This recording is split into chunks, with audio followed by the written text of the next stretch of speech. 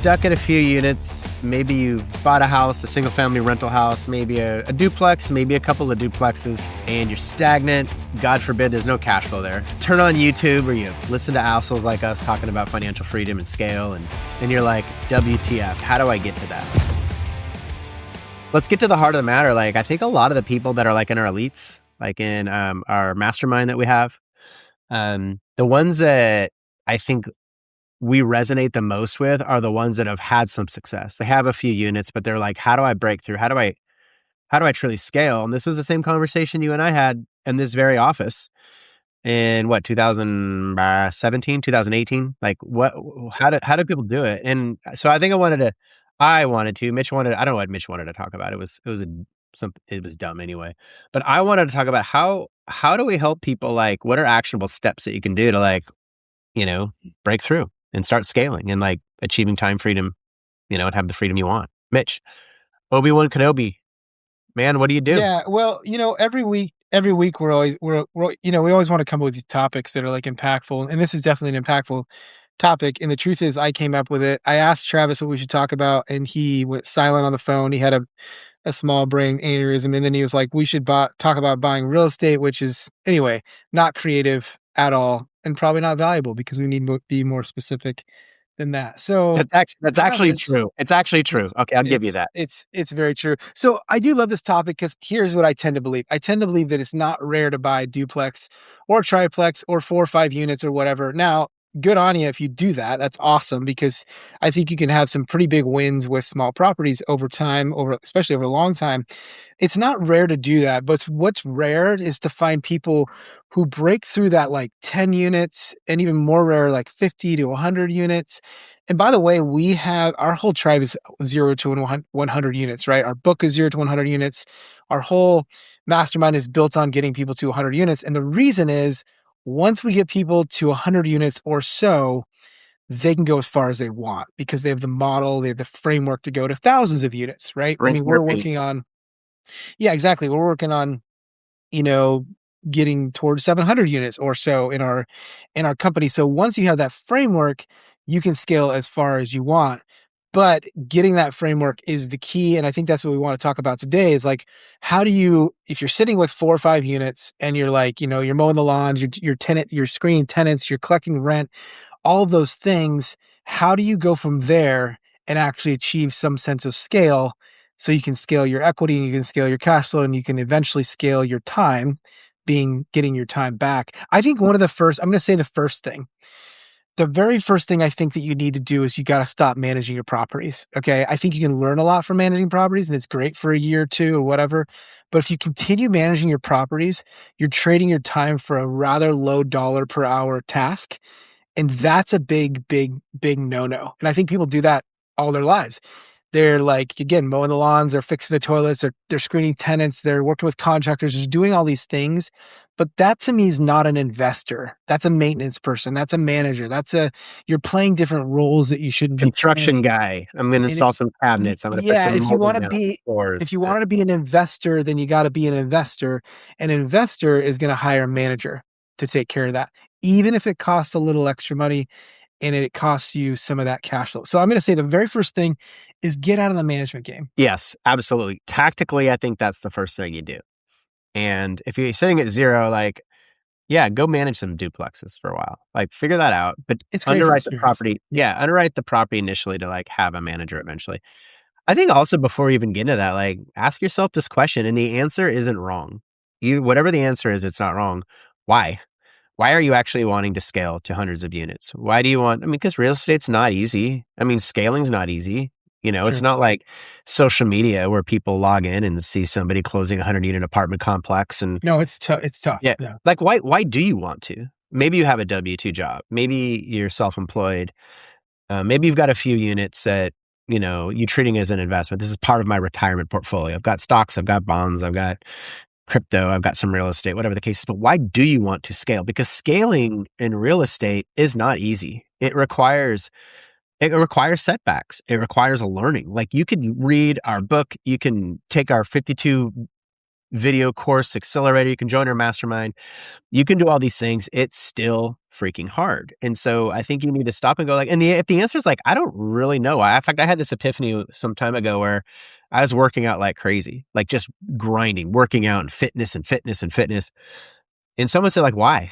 Like, I mean, really, why? And sometimes the answers were scary. Like maybe you're like, actually, I like mowing the lawn on my duplex down the street, and I like my Yeah. W-2 job, and I like, Sure. and I love my life, and I like my weekends where I'm not, maybe stressed out about, some guy wielding a machete in your mobile home park 3,000 miles away. Like, actually, we do have that happening, but we do have managers that worry about it. We don't. We've learned not to care as much as long as nobody gets hacked up, which so far, knock on wood, hasn't happened. But like, why do you want to do that? I think that's the first question is like, because it's going to be hard and there's going to be setbacks and there's going to be learning. Maybe it's just the challenge. Maybe the challenge is so exciting, or maybe, we always talk about this, the mindset. It's your why, and it's your why behind your why. Because a lot of times your why isn't it. Your why is like, I want financial freedom. I want wealth. But do you? Maybe you do have wealth. Wealth comes in a lot of different forms. You've got relationships. You've got, you know, mind space. You've got That's a good hobby. point. Yeah. Like, so before you get into the tactics, ask yourself why, and there damn well better be a burning desire. I absolutely want to provide a better life for my children, or I absolutely want more time with my Well, kid. I want freedom and choices. yeah, it was interesting. I was having coffee with this with a friend of mine. I won't name names, but his name is James, and he's a really really good guy. No, I'm joking, but truly good dude. And we just had this great conversation about like this topic, and we were going all over the place about like, well, how do you get into real estate and what angle do you get in on, and all these things. And what I realized is talking to him is that like he's not running from a terrible W-2 like I was. I had this W-2 job, this job that took away my entire life. Like it was 60 hours a week. I didn't have a lot of time with my wife, and it didn't, and my new girl at the time, she was like maybe 1 year old. I didn't have that time. So I saw that as this huge pain point. Whereas talking with James, he's like, look, man, like I have a good life. I have a great W-2. I have a great job. I like my job. I like the people I work with. And I'm like, oh man, you're not running from the same pain I was running from. Therefore, he has a little less maybe clarity on how to attack this thing. For me, I was like, I'm going to do whatever I can to run from that pain and go do something else. And that ended up being investing in real estate. But like, if you don't have the same pain, then you might not have the same desire. And I think that's okay. And the cool thing about real estate is you can cut it out. You can approach it from so many different ways. You can have a W-2, but still participate in real estate to some sense, right? You can still own a property or two and scale in some sense, or you could become an LP, a limited partner. You can still take advantage of an amazing asset class Buy a without REIT, diving in, buy shares you in a know. REIT. Yeah, you Yeah. could buy shares in a REIT as the most simple form, probably. But I do like that. Like, ask yourself, like, what is it that's driving you to scale? For me, I think for Trav, you're running. I mean, you grew up poor, right? I mean, you grew up without a lot, and so it was running from a lot of that. Like, try not to be back there and trying to have some Still running. sort We of just talked about this before the financial call. It's security. a Yeah, mindset that I can't shake, and it's become a yeah, crutch of mine. It was a superpower, but it's become a crutch of mine for sure. yeah. And I mean, I think I have some of that. Like, I mean, not I grew up with everything I ever wanted, and it was great. My parents worked really hard. My dad worked really hard, and he found a lot of fulfillment in his job. And he was really really good at it, and he provided a lot. I think my pain came actually in my 20s. It didn't come early on for me. My childhood was good, but my childhood, in fact, was so great. I had all the freedom in the world. Could go on all kinds of adventures as a kid. And then in my 20s, I'm like, oh no, I don't know if I like this work thing. They're taking away my whole life. So maybe my parents made it so great that the job looked so bad or something. I'm not sure. But anyway, I was running from that terrible W-2. But do ask yourself, like, what is it that you want out of this? Sometimes I think these podcasts, even our podcasts or YouTube, I'm not sure. I think our book, we're pretty honest about our path, but sometimes it can look a little rosy because we love to talk about the good things about it, but it is tough. There's a lot of tough times, and there's a lot of learning, and there's some hardships along the way. But the rewards are pretty great too. Yeah, I love that you say that because I do feel like I don't want to be another talking head that that just talks about the good side and it's great and well, look at my life and aren't we fantastic and God bless us and the fine work we do. Like, no, man, we actually just came out of a season. Even after like we had well over 100 units. We had probably a few hundred units and we've just come out of a tough season with operations and dialing in that piece of it. And it took a year of pain and learning and iteration. Well, you made a lot of mistakes, so we've really tried to recover from the Yeah. mistakes you made. Yeah. And I thought you learned accountability, but apparently you didn't. Okay. So okay. So let's say you've got the why. You're listening to this. You're like, yeah. Mitch, shut up. I have the why, man. I hate my W-2 or I hate not having choices. I hate having to submit for my 2-week vacation 6 months ahead of time so I can get it at a decent season. I'm sick of watching half of my paycheck go to the government so they can blow it on. I don't, God, no, I'm not going to get there. But like, Mitch, I have the why. Shut up. I'm listening to this because I have the why. If I didn't have the why, I wouldn't be listening to your dumb show, Mitch. So, and God bless you, Travis. Mitch, you frustrate me. So what is it? Okay. So tactically, yes, absolutely. There is a framework to this, but everybody follows a different path. I absolutely agree with you. Like, if you want to be, are you going to be an operator or are you going to be an investor? When you go buy shares in Apple, you don't expect to show up, at the boardroom or show up at the, Apple headquarters and start making decisions. And, so I do agree with that. You have to buy these assets and you have to basically manage assets and not manage the properties themselves, so to speak, because there's people for that. So I do agree with you. Number one, stop managing your own properties because time is really the finite resource. Time is, even the people that are worth hundreds of billions of dollars, they still have the same amount of hours in the day. So it really comes down to like, I've got the why. How do I scale? Because there really is a time. Like when you first start investing in real estate, it's a tough time, right? And there is a sweet spot that you get to where you start getting momentum, where you've got enough cash flow, you're buying bigger properties, you can afford management, so you can actually become an asset manager. You can actually manage a portfolio. But I do think that really is key because for every hour you spend running applications, crawling under a sink, trying to fix something that you really have no business fixing if you're me, or mowing a lawn, or all of this shit, like that's an hour that you're not spending doing the things that you really need to do. And so I do agree. That's probably the smartest thing I've ever heard you say. And it wasn't even that smart because most people know that you. So here's the thing. Like, I think that, okay, I'm going to say something kind of bold. If you're listening to this and you have 3 or 4 or 5 units, most people that have 5 units along the way get a little bit of an ego. All right. Not always, but I'll notice that I'll talk to people and they say, oh, I have 5 units or 10 units. So like, and I'll talk about something called education or underwriting or getting around the right people or whatever that is. And they're like, well, why would I do that? Like, I'm a real estate investor. Like I'm already part of top 5% because I have 5 units, which by the way, is true. Not a lot of people have 5 or 10 units. But if you don't have 50 units or 100 units or whatever, or you haven't bought in commercial property, you don't know shit about scale. And here's why I can say this. Because I had 4 or 5 units and I was like, I don't get why I need to read more books. I don't get why I need to join a mastermind.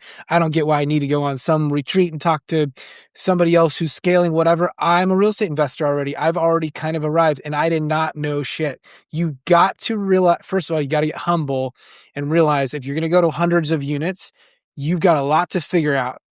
And there's going to be books, there's going to be podcasts, there's going to be masterminds, and there's going to be things you've got to dive into and to unlock that next level, because what you're doing so far has gotten you 5 units. It hasn't gotten you hundreds and hundreds of units. Now, the same with me. Like, which means you bought 5 jobs, by the way. You bought 5 but it's jobs. But like I talked to guys. We talked to Frank Rolfe the other day. I don't know how many units he has, but it's in the thousands.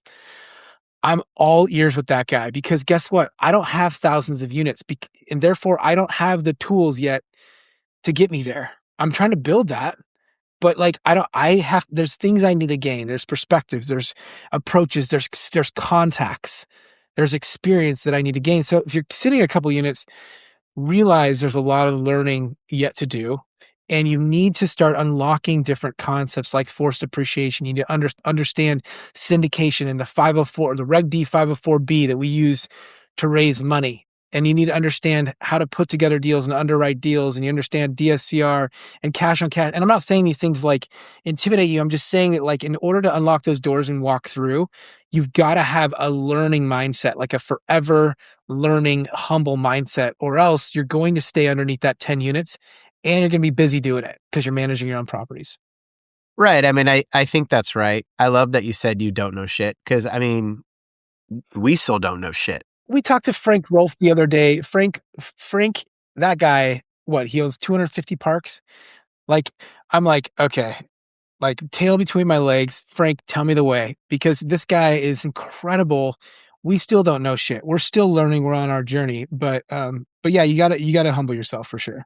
So tactically, since we're at almost minute 19 of this, I think once you have a few single family houses or a couple of duplexes, I think that's really valuable because you're in the game. You have some confidence, you have some notoriety. What's the next thing you do? If you want to scale, and this might be controversial and some people might not like this. If you want to scale, quit buying duplexes and single family houses or triplexes or fourplexes. Stop doing that. Stop doing that. Tell all the brokers that are feeding you these deals to quit feeding you those deals. And go buy a commercial asset. Go buy a property that you know you can force appreciate. What does that mean? We talk about this ad nauseum. 4 units and lower, it's based on what the fourplex down the road sold for. Single family house, it's what the single family houses in the neighborhood sold for. You hope they keep selling for that, and you hope they keep selling for more because then you have appreciation, you're building some wealth, maybe some cash flow along the way. I think you need to go buy a 5-unit or larger property. If you like residential, go buy a 10-unit apartment complex. If you're not interested in apartment complexes, which lately it might be wise not to be interested in apartment complexes, just joking, then maybe look at a self-storage facility or maybe look at a small mobile home park. Find something that you control the outcome, something that you can say, I know beyond a shadow of a doubt, after 24 months, this thing's going to be worth $500,000 more. Why? Because I know the concepts. I know that I can increase rents. I know I could add value to not add value to the property per se, because you got to do that to an extent. You got to build a product that people want to rent and want to pay you the rents that you want to command. But I think instead of doing the physical improvement, you need to reposition the profit and loss statement. Something that you look at and you're like, oh yeah, absolutely. I know this property in 24 months after I do 2 rent raises and I pass water and sewer that it will be worth $250,000, $500,000 more. Because now you've got $500,000 in equity to do something with, to then tap in through a line of credit, to sell via 1031 exchange, to whatever the case is. I know that I can do something with that. And because you can't, planning for hundreds of units and scale isn't hope. It's got to be very methodical and very proactive and very calculated. And going to that next level, you've got to go understand how to look at these things. If you know how to look at a duplex, you're starting to build the basic fundamentals of looking at a deal, right? Where you have the revenue and you have your expenses, utilities, maintenance, management, all that stuff is basic. But to go to that next level, you need to understand there's multiple things you need to understand about the P&L and the rent roll and sort of how to look at these deals and analyze. Now, this is a shameless plug, but it's worth talking about. Page 189 in our book, Thinking Bigger, Intro into Multifamily Assets. This is going to talk about multifamily assets, bigger properties, properties with over 5 units. Page 213, Analyzing Bigger Deals. This is all about the numbers. You're going to be going through every single number having to do with a multifamily or a commercial asset and understanding how to value those. And then finally, page 287, Intro to Syndication, which talks about raising capital. And I think that's the next topic I want to talk about is like, once you understand these bigger deals, here's the thing that I did, and I think most people do. If you're listening to this, you start looking at $1 million deal. And let's just say that you read this book, our book, or something else. You get your information from somewhere else and you figure out how to look at these things, you underwrite them.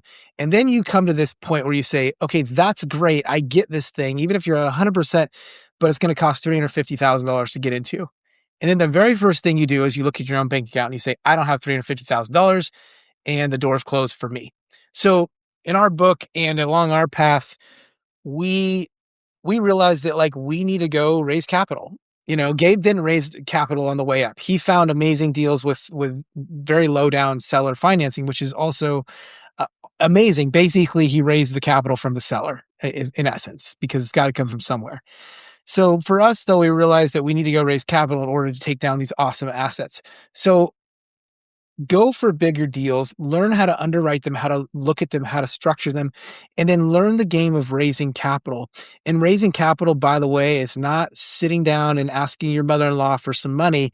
It's attracting amazing people to you who want to be a part of your journey. We talk about that in the book. We've talked about it on our podcast, and we really talk about it a lot in our Elite Mastermind, because we try to help people understand that the raising capital is not what you think it is. But once you do it, it gives you this massive lever to take down amazing assets. And the game is best played by those who find great deals and structure them, who raise capital and then unlock value and split that with the people who gave you the capital, as well as your team, which is basically GP and LP. So long sentence, but I do think the next step is like understand the deal and then understand how to attract capital to that deal so you can actually go take that down without, being limited by your own bank account. Yeah, and you don't necessarily need to go do your first deal as a syndication. I mean, we didn't. No, you don't. Of course not. But it's a good framework to understand. We had some single family, some duplex stuff that we were able to 1031 out, sell. Mitch did a flip. We were able to like come in with our own money and prove out the model. So if you can do that, great. Especially before you start raising people, you take money from people to invest alongside you.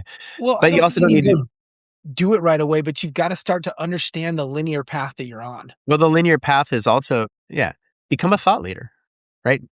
We talk about that. I mean, we met our first investor really through doing a local meetup in our town. And I mean, we didn't know what we were talking about really at the time, but because we were the one hosting the meetup and we were talking about what we were doing and what we were looking at, we became a thought leader, de facto thought leaders. And, after a few months, Jimmy came to us, not James, the guy you talked to, Jimmy, Mitch. I know you get confused easily when it comes to these very simple topics, but he came to us. He's like, "Hey man, I've got money. It's sitting in a bank account. I would like to invest it."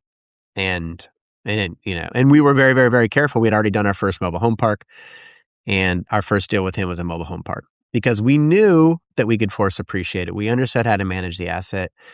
And also like by running two things in parallel, starting to become a thought leader, whether that's online, whether that's physically, telling people what you're doing, a newsletter, like that's the very first step. And also simultaneously understanding what the hell you're doing, whether it's through education, getting around people that can teach you, connecting you with the right people, but also just like learning what you're doing and getting some reps in. A great deal attracts capital, but it's not like you have a great deal and if you haven't been a thought leader for a while, and all of a sudden you're like, I need $350,000, like your example, you might still run into a dead end because no one knows who you are, no one knows what you're up to. Why the hell would anybody? Well, I mean, when you talk about thought leadership, and we'll tie this up here, but a lot of people are like, well, I don't want to be an Instagram star, or I don't want to have a podcast, or I don't want to have, I don't want to have my name out there everywhere. And I think that being a thought leader can be as small as you want it to be. It can also go all the way to where you're speaking on stages and writing books, right? Like there's a lot of ways to hack it. What I tell, folks, members inside the Elite Mastermind is pick your medium and pick your message. And so a lot of folks will go with like a simple newsletter. There's the medium, right? It's one to many. You can do it anywhere. You can be on, you could be in Cabo and send a newsletter. And then what's the message? And I think a lot of people's message on the way up is like, hey, I'm scaling to 100 plus units and I want to tell you about my journey. We're not asking for capital. And I think what people don't realize is going into this is they think they need to have this massive following. They got to be an Instagram star to raise capital. You need like 10 to 20 people who like, know, and trust you. That's the truth. Okay. You don't need a lot. And if you do a good job with those folks, then they're going to reinvest with you over time. And like Travis said, make sure you get the experience before you do that. Other people's capital is more important than your own. Don't be reckless. But once you're able to unlock that level, then scale is very, very achievable. I know it changed our lives for sure. We're able to leverage other folks' money and take care of it and grow it. And because of that, we can grow our own portfolio and cash flow and wealth. So just, to sum it up, if you're sitting at 4 or 5 units, there are a number of things you need to unlock. There's levels that are just above you. And I think some of those are thinking bigger, thinking about bigger assets, underwriting, learning how to underwrite and structure bigger assets, understanding what it means to raise capital, whether that's partnering on like a joint venture deal or raising capital from limited partners. There's a number of things that are just fundamentally different skills than just going and buying a duplex. That's great that you've done that, but there's some things you've got to unlock. And once you unlock those, you can start down that path to scale. Yep, I agree. Summing it up, don't manage your own shit. Understand bigger properties and force appreciation. Learn, get around people, start becoming a thought leader. First deal could just be a simple joint venture between you and one other person, doing a 5-plex, 6-plex, 7-plex, 10-plex. And understand that when you're raising capital, they're not doing you a favor, you're doing them a favor. If you've unlocked the right levels and you've got the right education, network, and mindset. So go do